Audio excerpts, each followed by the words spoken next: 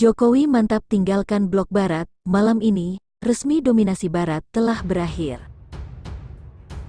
Sepertinya runtuhnya dominasi barat kian terlihat, usai Presiden Jokowi memutuskan kebijakan yang memang secara terang-terangan melawan dominasi blok yang dipimpin oleh Amerika Serikat tersebut. Mari kita bahas kebijakan pertama dari Pak Jokowi. Indonesia memegang keketuaan ASEAN tahun ini. Keketuaan ini dimanfaatkan Indonesia untuk mensukseskan sejumlah tujuan besar, termasuk mengurangi penggunaan dolar Amerika Serikat (AS) di kawasan ASEAN. Indonesia dan sejumlah negara ASEAN sebenarnya sudah mengawali dedolarisasi pada akhir 2017. Saat itu, Indonesia menandatangani kesepakatan bersama Malaysia dan Thailand.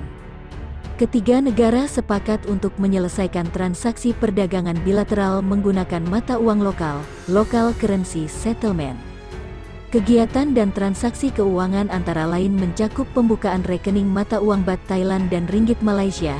Kesepakatan juga menjelaskan kuotasi langsung untuk mata uang Baht dan Ringgit terhadap rupiah serta pembiayaan perdagangan dalam mata uang Baht dan Ringgit.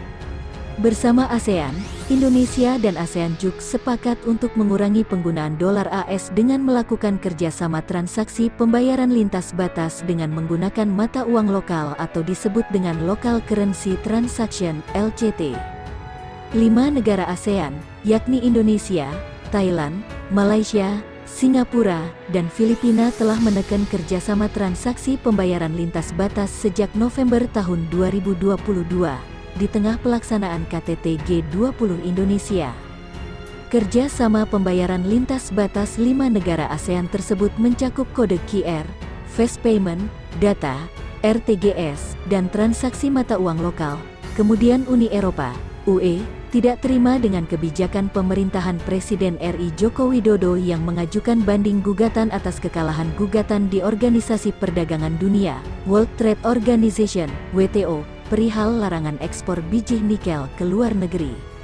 Lantaran tak terima, Uni Eropa sedang menyiapkan siasat baru untuk kembali melawan pemerintahan Indonesia, yakni meluncurkan konsultasi penggunaan peraturan penegakan atau enforcement regulation. Dalam situs resmi Uni Eropa atau European Union, Eropa, dikatakan bahwa langkah pembentukan enforcement regulation itu setelah Indonesia mengajukan banding laporan ke WTO atas kekalahan gugatan beberapa waktu yang lalu. Pemerintah melalui staf khusus Menteri Perdagangan Bara Krishna Hasibuan buka suara.